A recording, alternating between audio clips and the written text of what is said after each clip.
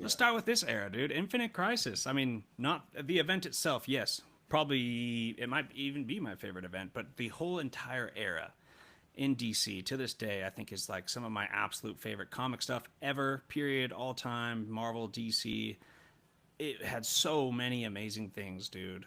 Yeah. Like, what else tied into it? Geoff Johns' Green Lantern, top three comic run of all time for me. Infinite Crisis. You also had Batman, Grant Morrison. You had Damian Wayne coming to the picture. Yep. And everything about this era, like the art, the drama, the storytelling, Brother Eye, Maxwell Lord, so many amazing things going on in this era. So it's also one of your favorites. What do you think? It is my favorite era. I think everything pre Flashpoint and just before the lead up into Infinite Crisis. So Jeff John, I just call it the Jeff Johns era of DC because Seriously. he was literally writing everything. Yeah. He was writing JSA. He was writing um, Flash. He was writing Teen Titans. Teen Titans, which is my favorite Teen Titans run. Like It's so good. Connor Kent is still my Superboy. Will always be my Superboy. Yeah, I mean that was my favorite era, and I feel like that is a time when DC, even though Marvel was really really good, DC was like the pick of the litter. Every single book was firing on all cylinders. The tie-ins actually mattered.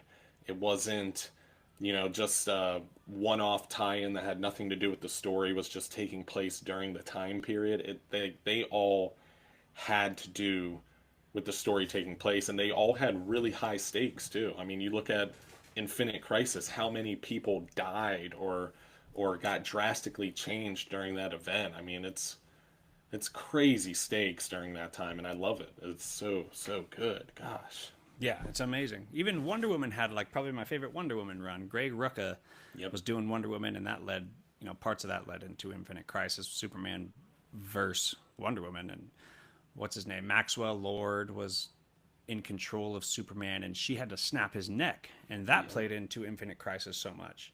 Yep. So, like with the history of DC and Marvel, like there's this shift of writers' willingness to go darker with these stories, and I think it benefited comics so much. And I think that darker portrayal of these stories uh, was really shined in the Infinite Crisis stuff because so much of that was revolved around her snapping Maxwell Lord's neck. Yep. Um, Yeah. it And just the took. that entire like lead up, the sacrifice of or the storyline sacrifice, which is that entire Yeah, Wonder Woman Superman, versus Wonder Woman. Superman, Brother Eye, all that stuff. There was so much tension between the big three of Yes. Wonder Woman, Superman, and Batman, where the Justice League. I mean, it was a thing, but they really did not trust each other. Like even when after 1 year later, during I think it's Kurt Busiek's run.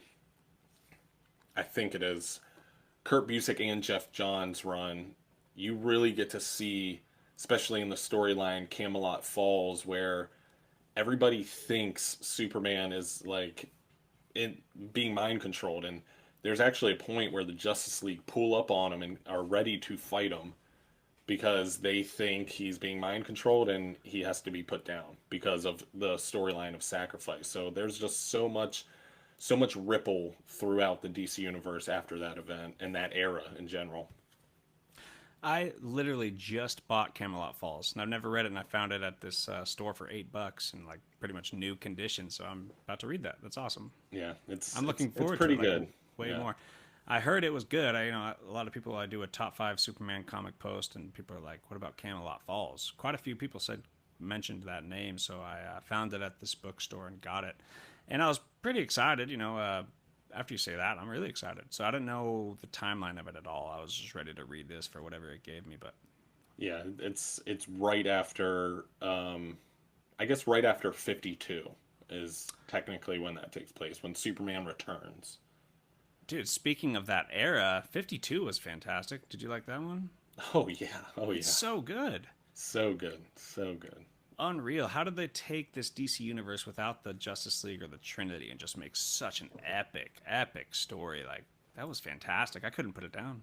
And make these characters that no one cared about, no one, maybe nobody heard about, like Renee Montoya, and make them like classic characters now. You know, there's Renee Montoya, the Question fans out there, you know, and Yeah, Steele's storyline during that where he, I yeah. mean, arguably becomes Superman, like handles Metropolis and everything like that. So, I mean, just incredible writing. But when you have such a powerhouse like group mind of, you know, Grant Morrison and Geoff Johns was on there, Greg um, Rucka, Mark yeah, Greg Wade, Rucka, they were all yeah, on all cylinders firing.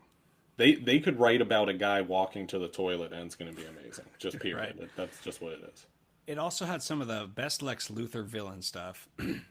He was kind of giving people superpowers, and at one point, spoiler alert, at one point he shuts it down, and you got these Mhm. literal heroes falling from the sky. I'm pretty sure I remember them all just falling to their deaths. I mean, a lot of them anyway.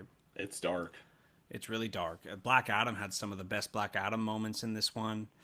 I remember he goes and takes some guy and tears him in half in the right when someone's recording this for the news, and he's like, "Just don't come into Kahndaq." Like some excellent Black Adam stuff. Crazy stuff. What was like Animal Man and Starfire were stuck out in space, Yeah. and I Yeah, don't the remember how Black it Adam ends. stuff is still like some of the most brutal and bloody storylines that take place go on during that storyline because Black Adam gets unleashed during that storyline there. He does. I wouldn't mind a modern event where Black Adam is really attacking the justice or attacking something where the Justice League has to stop him. Yeah. He would need a couple more villains on his side, but I really love that character, and I don't think he's explored enough. The best run to get the exploration of Black Adam is just JSA by Geoff Johns.